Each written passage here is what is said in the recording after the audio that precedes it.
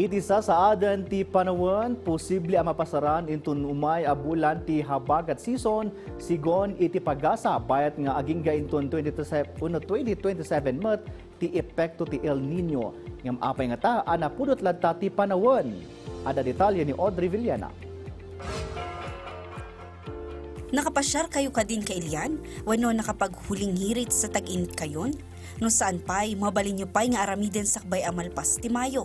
Gapot ay tinapalpalabas nga aldaw, napaspasaranan ti panagtudo iti lokalidad.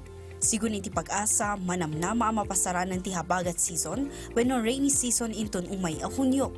Sa ngayon, nakikita na natin si southwesterly, so yun na yung mga indicator na kung saan malapit nang i-declare ng pag-asa. No? Pero may mga criteria pa kasi hindi pa siya masyadong stable yung ganung wind pattern. Kaya kapag naging stable ito at naging southwesterly na talaga, so that's the time na mag-declare ng pag-asa na we are in the southwest monsoon. Inay na pa'y amanamnama ti may sa aging gadwa a tropical cyclone nga umunag iti Philippine Area of Responsibility. Kabayatan na, iti syudad ti Baguio na pasaran ti maximum temperature at 27.4 degrees Celsius. Nababapay laang daytoy no idilig kadag iti temperatura a mapaspasaran iti daduma rehiyon. Sigun iti pag-asa, iti pakasaritaan, nakapasar ti syudad iti kangatuan a temperatura a 30.4 degrees Celsius. No kadag iti umili iti syudad ti Baguio, anairwam iti nababakad na lamiis a panawan, makuna a permiti pudot ita. Ngam kadag iti bisita kas kada Olivia kan Violeta, tolerable ti pudot iti syudad. Temperature sa amin kasi talagang mainit.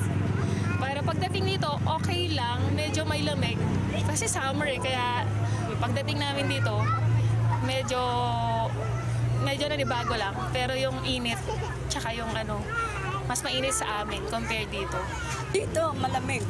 Hindi niyo po ba nakikita yung Init. Medyo. Pero sa hapon, malamig na. Kasi sa Pampanga, hindi. talaga? Hindi man na talaga yung init Grabe.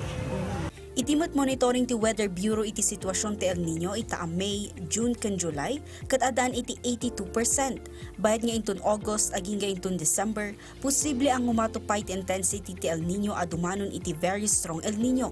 Wenno ti mauawagan as super strong El Nino. Audrey Villana para iti Pambansang TV iti Baro a Pilipinas.